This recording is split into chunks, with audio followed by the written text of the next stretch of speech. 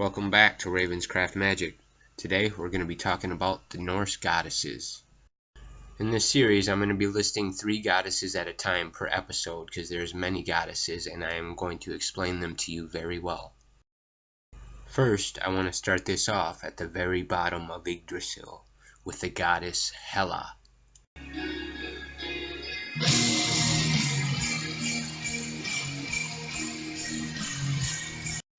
Hela, Queen of Darkness, is the daughter of Loki, and she was cast out by Odin to the very roots of Yggdrasil to guard the gates of the realm they call Hell.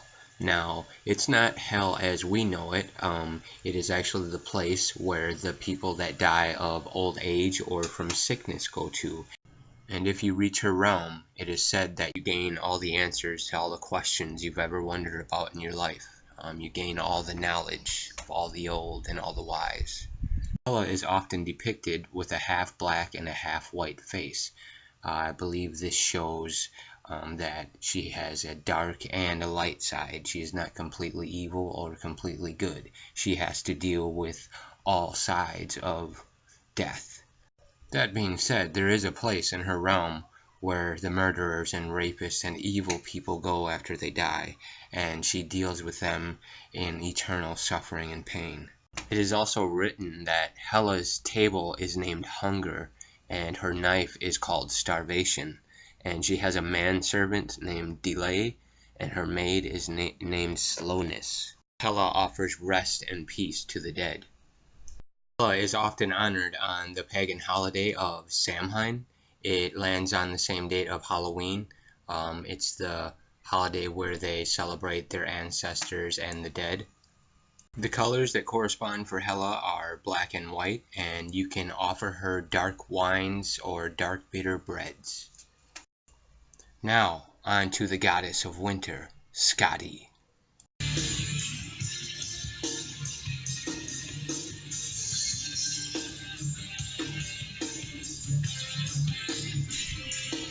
Skadi is also known as the Huntress, and she is the protector of all the predators and mother of the wolves.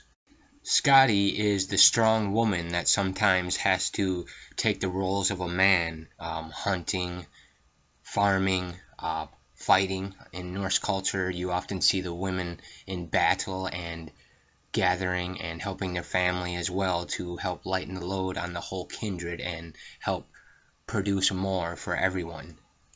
Skadi represents that hard-working battle maiden.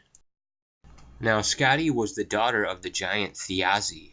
He conspired with Loki in a story where they kidnapped Iduna to get her youthful apples, and he gets killed in the result of trying to do this, and Skadi blames the gods for the death of Thiazi. Actually, she blames Loki for the death of Thiazi. In the end result of this, Thiazi is killed and Loki is forced to bring back Iduna to Asgard, and Skadi blames Loki for her father's death, and she is the one who places the serpent that drips the venom upon Loki's face. It is said that he is chained underground and the serpent drips venom on his face. And when this venom drips and hits Loki's face, he struggles and shakes, and it is said that his struggling and shaking is what causes the world's earthquakes. So for her father's death, she asked for a hall and a husband from the gods, and they gave her the hall called Thrymheim, and her husband was Njord. She had to pick her husband by just looking at their feet, and the one she picked ended up being Njord. Skadi is often celebrated and honored on a holiday called the Charming of the Plow. It's basically, the end of the winter and the springtime when they can start plowing again. So, in the end, Skadi gets what she wants. She avenges her father, gets a hall and the respect of the gods, and the label of Goddess of the Winter. Alright, next is the goddess Iduna, the Renewing One, also known as the Goddess of Rebirth.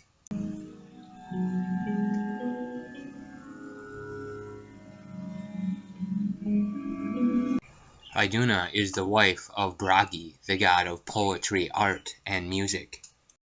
It is said that Iduna had a sacred orchard in Asgard, and she grew these apples that provided youth and almost immortality to the gods. Her golden apples were considered one of the most important fruits and foods for the gods, as it kept their minds and their hearts and their bodies young.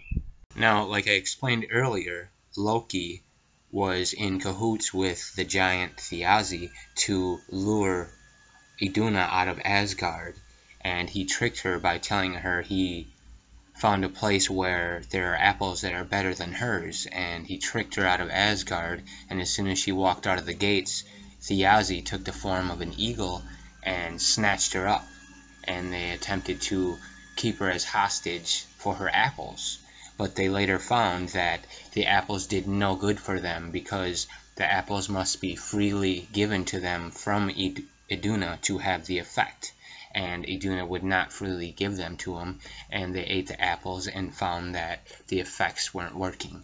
Later, the gods find out Loki is behind the disappearance of Iduna because they are starting to grow old and weak without their apples, and they threaten Loki to get her back.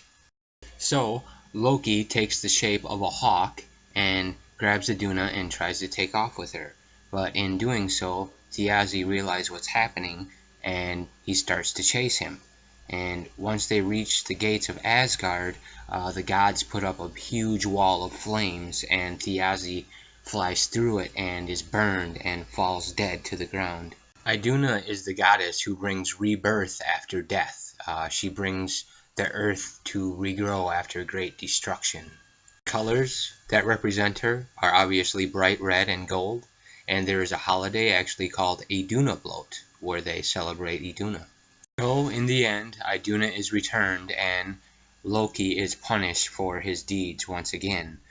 And that brings us to the end of this episode. I hope this explained a little bit about the three goddesses. Before I let you go, I wanted to mention a new friend of mine. He has a website on Facebook called Odin's Beard Woodworking.